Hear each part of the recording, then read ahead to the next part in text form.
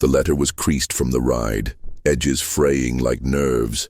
Her fingers clutched it even as the wheels of the stagecoach jolted her spine. The driver didn't look back. No one ever did. Gallows Mercy wasn't marked on most maps. It didn't need to be. Dust marked it better than ink ever could. Buildings stood like teeth chipped on a drunk's smile. The saloon leaned. The chapel wept. And the people, well, they watched like buzzards who'd seen too many false starts. Clara stepped down in a blue cotton dress that had once been Sunday best. Now it clung with sweat, wilted from heat and heartbreak. She didn't speak right. Away. She just unfolded the letter again like it could still protect her. Ezekiel Crane's words were clean and precise. Awaiting your arrival with warmth, he'd written. A home ready, a new start. Nowhere did it say he'd bring a pistol to their first meeting. You're softer than I expected, he muttered, glancing at her like one might have bruised. Peach. Your letters made you sound practical. Clara didn't flinch. I taught arithmetic to boys twice my size. Practicality comes in many tones. He didn't laugh. He didn't smile. Instead, he motioned with his chin toward the general store. We don't do well with feelings around here. Best learn that fast. The coin purse hit the dust between them. She didn't look down. Her cheeks stung, but she kept her shoulders high. The townsfolk had already begun to gather, the way they always did when something broke. I came here to be a wife, she said, voice even. Then write another ad, he replied. Someone'll take pity, I suppose. He turned. She didn't follow. A boy near the trough threw a pebble at her skirt. It didn't hurt, but it landed. The laughter that followed was worse than any stone. The preacher offered a prayer instead. Of shelter. The storekeep offered nothing at all. A woman with a shawl muttered fragile, like it was poison in her mouth. That night she found an abandoned church at the edge of town. The roof was cracked, pews half rotted, but it was quiet. She sat in the front row, set the letter down beside her, and folded her hands like it might all still be part of a lesson. Something a child could learn from, something someone could still fix. A wind passed through the doorway. No footsteps, just air and silence. Then the faintest crunch of a boot from far off. She turned but saw nothing, only the last light bleeding over the horizon and a shadow on the ridge that didn't move. She didn't sleep. She just listened to the creaks, the howls, and her own heartbeat trying to decide if it should stay loyal to a dream that clearly didn't want her. By dawn, the desert was already awake. Sweat laced her temples as she stepped back into town, hoping maybe someone would show decency now that time had softened the spectacle. They didn't. Back again? The storekeep said. Or just forgot how to take a hint. I can sew, she said. Cook too. He squinted. You want work or charity? Does it matter? Round here it does. He waved her off. The preacher didn't speak this time. A woman shoved her basket into Clara's ribs and walked past like she was furniture. She wandered toward the stables. Horses nickered. She leaned against a post and stared at the horizon. That's when he arrived. The horse was black. The rider darker still, not in skin but in shadow. His coat carried the weight of someone who had slept under it more than any roof. Silver embroidery glinted at the sleeves, too fine for these parts. A wide-brimmed hat dipped low enough to obscure his face, but the saloon door held for him as if it feared creaking. He didn't look at anyone. He didn't need to. Whispers followed. Foreign, someone said. Rich, said another. Too clean, said a third. But no one stopped him. No one asked why he'd come. Later that day, Clara tried again. A makeshift stall near the well. Biscuits she'd baked with borrowed flour. People passed. Children giggled behind hands. But then he stepped up. He didn't ask the price. Just picked one up, took a bite, and nodded once. "You made this?" "I did. Too good for this place." She blinked. "Excuse me?" "You heard me." He dropped a silver coin, more than the biscuits were worth, and walked away. She wanted to say thank you. She didn't. He wouldn't have wanted it. That night, a rock broke her church window. When she lit the lamp, the words scratched into the floorboards chilled her worse than the cold ever could. Too soft to bury. She sat, breathing shallow, hands clenched in her lap. The lamp flickered. Footsteps outside, this time real. She stood, stiff and ready. He stepped in without knocking. He didn't speak, just looked at the broken glass, the etched slur, then at her. Slowly, he placed a new lantern on the floor, brighter, stronger. Then he left. No explanation, no pity, just light. In the days that followed, he lingered, never close, never long. But he was there. She'd find her buckets filled before she asked. A loaf left on her doorstep, the old church latch suddenly repaired with precision. He never took credit, but she knew, and then came the laughter. Not hers, not his, the town's. "Look at that, Baron's got a flower. He's gonna press her in a book and forget her too." Two broken things trying to be whole. What a joke. Ezekiel laughed loudest. He leaned against the saloon rail one evening, sipping from a rusted flask. "Baron don't know softness. Dies fast out here. Weeds grow faster than petals." Clara passed him without looking. He spit in the dust. "Go ahead. Smile at him. He'll leave like the rest." She didn't answer, didn't stop, just walked back to the church slower than usual. Inside, she sat beside the lantern the Baron had brought. Watched it flicker, wondered what it would cost to start over again. Outside in the dark, he stood by the steps, watching the wind scatter grit across her path, still not speaking. But he stayed. And for the first time since the coach pulled away, she let herself hope. Just a little. The freight wagon rolled into town 2 days late, but no one questioned the dust-caked driver. Gallows mercy was used to things not arriving when they should. Still, it was curious how the horses stiffened as the wagon passed the church, like they sensed something coiled inside it. Something watching. Clara noticed it too. She was sweeping the front steps, hair pinned back, eyes hollow from the sleepless night. The Baron had left no word. Only the lantern remained, unlit now, cold to the touch. At the general store, the gossip had already bloomed like rot. "He ain't no Baron," someone whispered. "He's hiding something. That coat of his. Too fine, like a snake pretending to be a preacher." The saloon didn't care. His coin was good and his silence better. He never drank much, never joined the games, just sat at the corner table, gloved hands folded, eyes scanning a ledger no one else could read. When asked his business, he simply said, "Closure." He came back to the church just past sundown, a bag of flour in one hand and a tin of dried berries in the other. "You didn't have to," Clara said, accepting both. "I know." She held the door open longer than necessary, unsure if he'd walk through. He didn't. "You're not from around here," she finally said. "No one decent is," he replied, voice low, almost tired. "I've seen places where the soil's richer but the souls are poorer. This town pretends it knows the difference." "You speak like a man who's buried both." He tilted his head. "I have." He started to turn, then paused. "You're stitching." "On the curtains. Tight thread. You hide pain well." "I was taught to," she answered. "My mother said if you show your wounds, people pour salt." He nodded. She was right. That night, Clara found a box by the church door. Inside, a pair of soft leather gloves, neatly folded, no note. She wore them the next morning.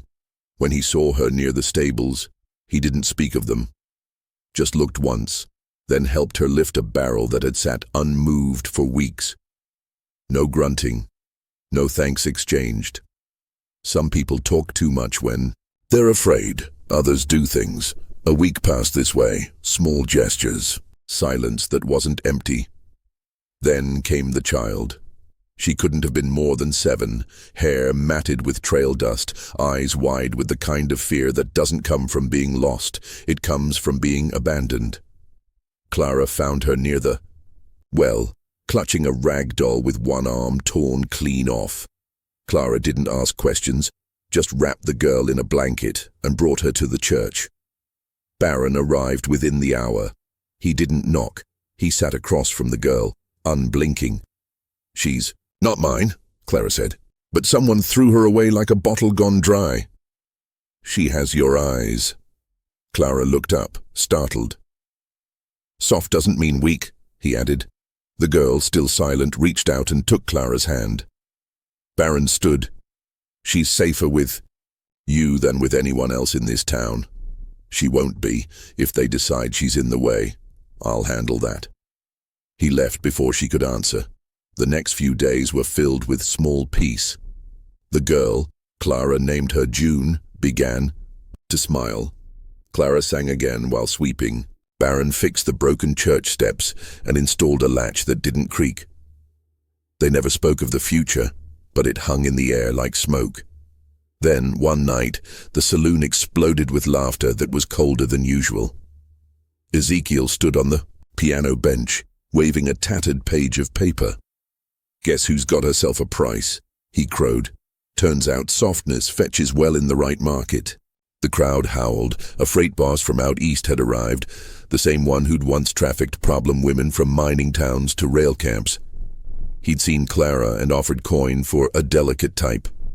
Ezekiel agreed on the town's behalf, claimed it was mercy, called it rehoming. The sheriff didn't stop him, just nodded slowly, like the ground itself had decided. By dawn, Clara knew. June found the flyer nailed to the church door.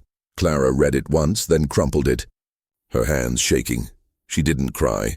Instead, she packed what little she had, took June by the hand. Walked to the edge of town. No one stopped her. No one offered water. Baron was gone, gone without a word. The lantern, the gloves, the silence, vanished. Clara sat with June under a cottonwood tree that barely offered shade.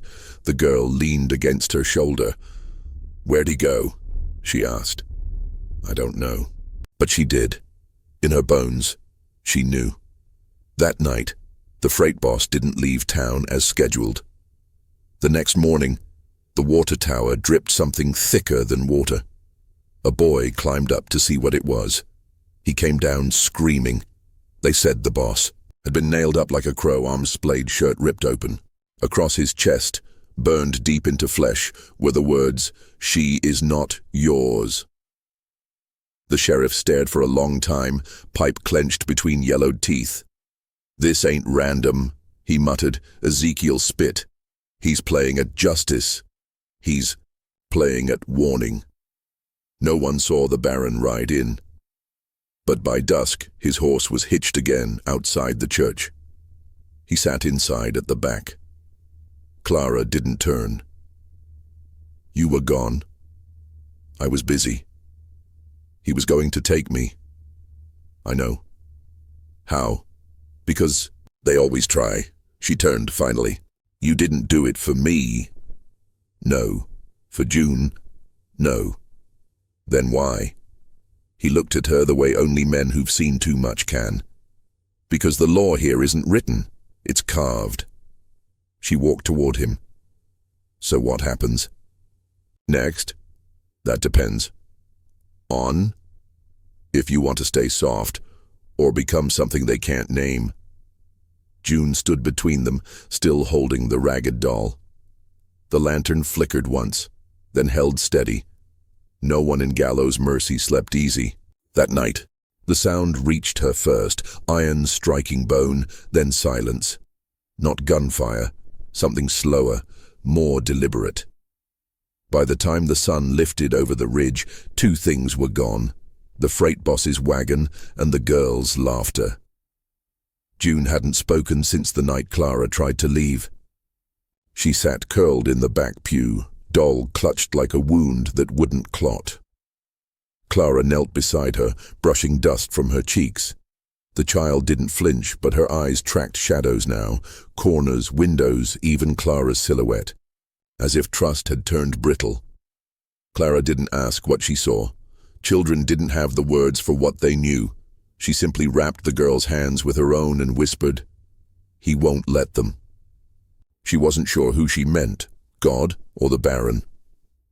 At mid-morning, two men arrived in black waistcoats, cleaner than most here wore. Outsiders. One carried a book, the other didn't blink. They stood outside the church and waited without knocking. Clara opened the door halfway. "We're here for the child," the first man said, smiling like a banker offering a loan. "You're not," Clara replied. "The contract was clear." "There is no contract." He flipped open the ledger. Her name was inked at the bottom, forged with ugly loops and the wrong middle initial. She didn't reach for a weapon, just stared until he looked away first. "We'll return," the man muttered, closing the book. "You won't." They left. Inside, the child looked up. "Was that the law?" "No," Clara said. "That's what tries to pretend." Later, she found the Baron by the well, his coat stripped off, shirt sleeves rolled to the elbow. His forearms bore burns, old ones, deep and raised like braille scars. He scrubbed blood from under his fingernails with river sand, slow and methodical. "They came for her," Clara said. "I know. How?" "They always do." She stepped closer. "You're not just passing through." "No." "Then what are you?" He poured a ladle of water over his hands, the blood trailing off in thin ribbons. "A man who stopped letting people define him." She sat on the stone rim beside him. "You killed him, didn't you?" "Would it matter if I said no?" She thought for a moment. "No." The Baron looked out across the street. "Where I come from, mercy was a disease. Nobility cured it with steel, but it always grew back." He held up one hand, flexing the fingers. "She reminds me of someone I lost a long time ago, softer, braver. She's 7. She's surviving." They watched the street in silence as a boy chased a crippled chicken past the saloon. Laughter echoed from the porch, empty of lawmen, full of men who only knew power in groups. Back in the church, Clara gathered thread and cloth. The girl needed a new dress, and her own apron was wearing thin. The needle danced in her fingers, like a habit too deep to lose. Each stitch steadied her, made the past a little quieter. Baron entered without a sound. He carried a pouch of dried herbs. "For her cough," he said. "She hasn't coughed." "She will." Clara nodded, folded the fabric, and laid it beside the girl's sleeping form. "You love her," he said. "I don't know what that means anymore." He glanced at the altar. "It means you're willing to bury pieces of yourself for someone else to stand taller." She looked at him, eyes hard. "Is that what you did?" "I buried my whole name." Clara didn't press. The truth was always heavy when it came from him. That evening, smoke rose from behind the sheriff's office. Not fire, just burning papers. Clara stood in the doorway watching. Baron stood beside her. "What now?" she asked. "They'll come for her again. And if I fight? They'll call it rebellion. And if I don't? They'll call it surrender." She tightened the shawl around her shoulders. "Then I suppose we give them something they don't have a name for." Baron almost smiled. That night, Clara found a pistol under her cot. Not new, not shiny, just clean. It hadn't been there before. She didn't ask. June curled against her, warm and wordless. Outside, the wind changed. By morning, the two black-coated men were dead. No bullet holes, no blood trail. One had his throat crushed. The other, burned from the inside out. They were found slumped beside the freight wagon, tongues black, eyes open to a sky that offered no mercy. No one claimed to have heard anything. But the town began, locking doors again. Even Ezekiel's sneer lost some of its curve. He rode by the church that afternoon, reins taut, jaw grinding. Stopped just long enough to throw a bottle against the church wall. It didn't shatter. Clara stepped outside with the pistol on her hip. He didn't say a word. He turned and rode back the way he came.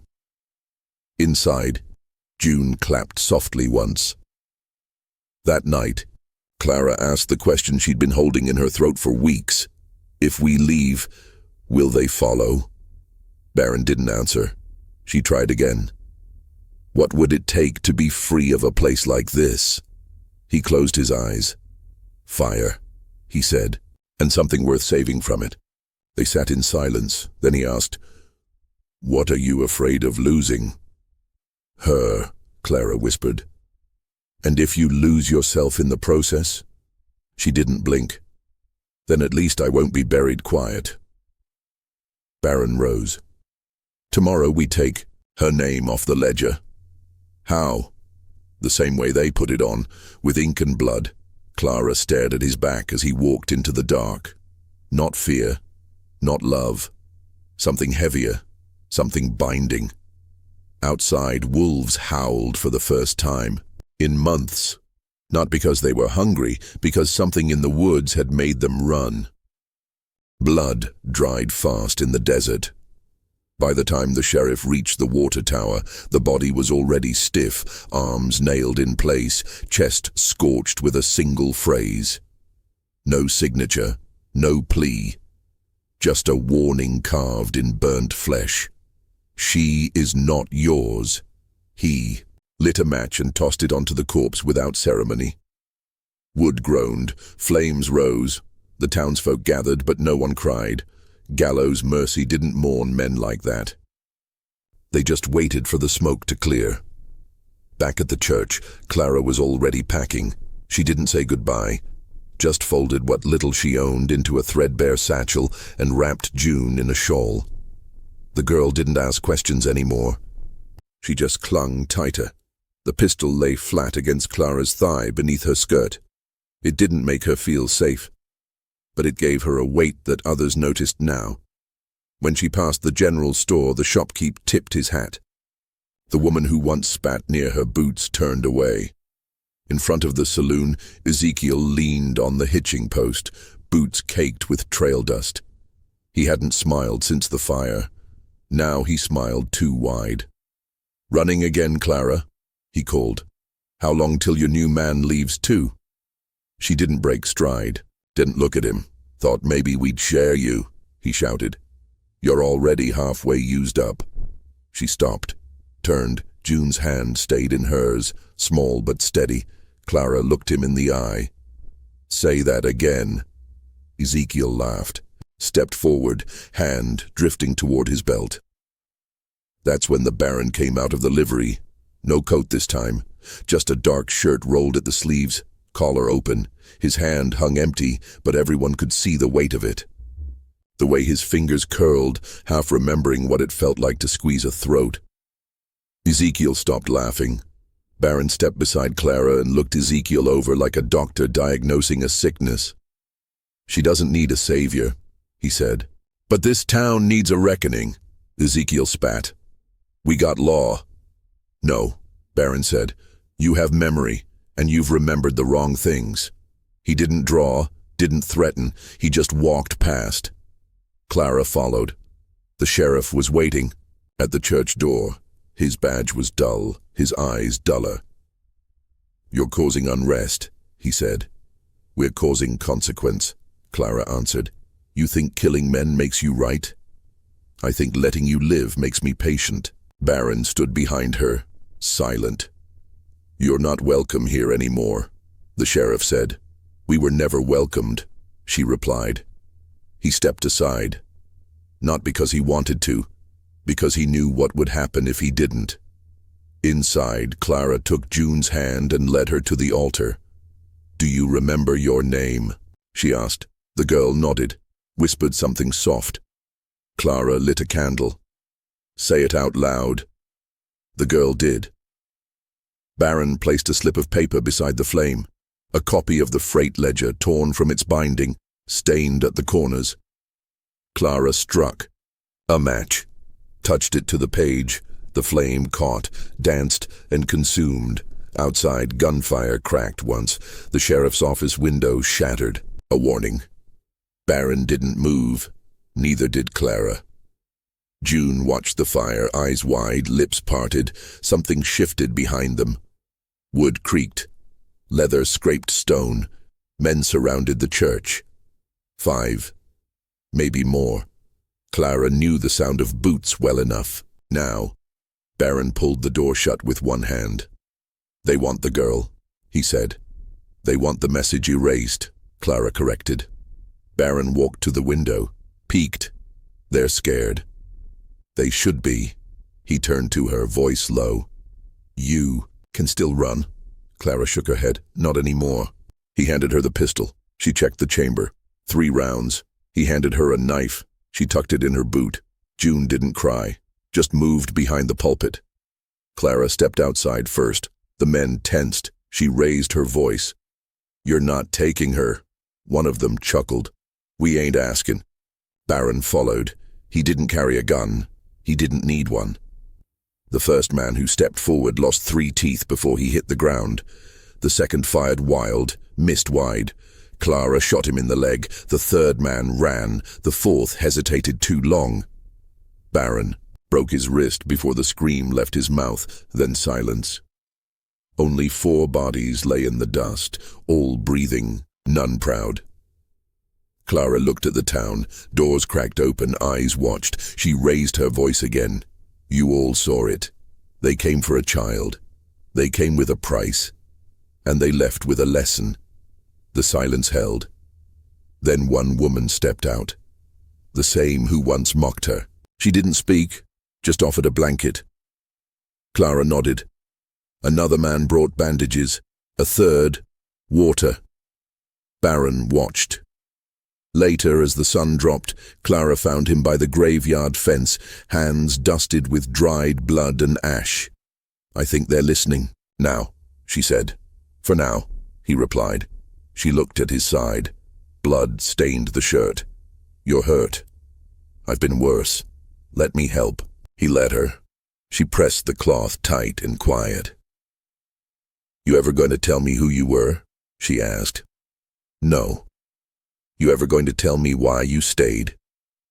He looked at her, eyes harder than steel, warmer than flame. "You remind me of someone I should have protected, someone I failed."